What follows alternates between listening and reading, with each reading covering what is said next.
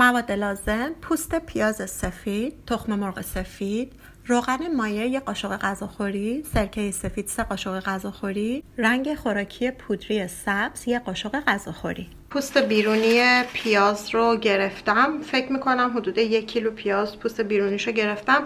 مقدار پوست پیاز بستگی به این داره که چند تا تخم مرغ میخواین رنگ بکنیم. پوستای پیاز رو کاری که میکنیم با قیچی ریز ریز میکنیم توی ظرف دیگه.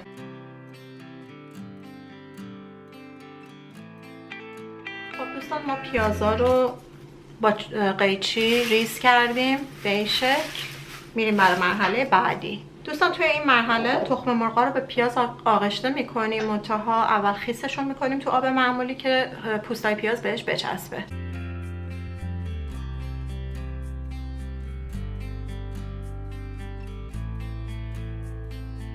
روی یه دستمالی که حالت توری داره مقداری از پیاز خرد شده رو میریزیم.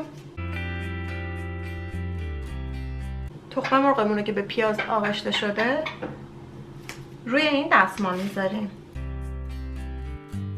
پیازا رو کاملا دور تخم مرغ میریزیم و پارچه رو دور تخم مرغ میبندیم و با کش سرش رو محکم میکنیم.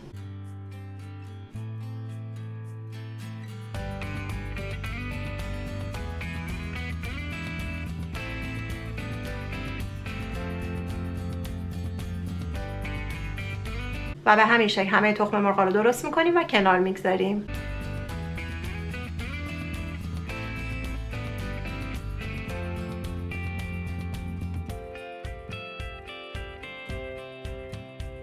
خب دوستان، تخم مرغامون آماده شدن. میریم برای مرحله بعدی. تخم مرغا رو داخل قابلمه میچینیم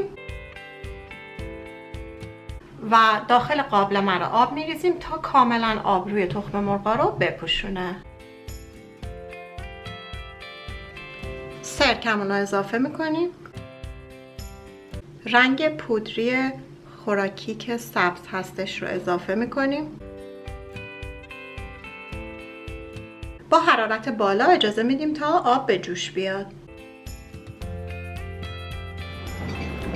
بعد از اینکه آب جوشید دوستان، شعله رو متوسط بکنید و اجازه بدید 20 دقیقه جوشای ریز بزنه تا آماده بشه. دوستان 20 دقیقه شد. قابلمه رو از روی حرارت برمیداریم.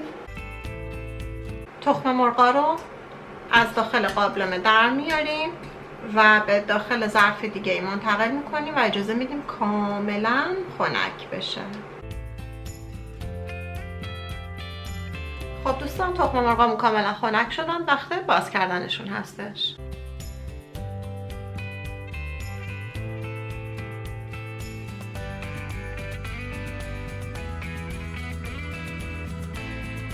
همونطور که میبینید تخم مرغا به صورت قشنگی کاملا رنگ شدن. تمام تخم مرغا رو باز میکنیم تا به مرحله بعدی بریم.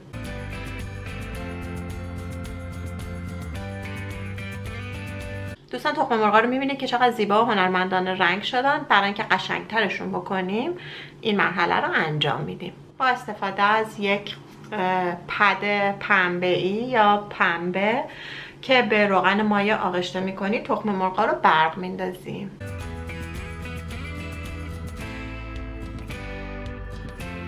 و میبینید که چقدر تخم مرغا بهتر شدن.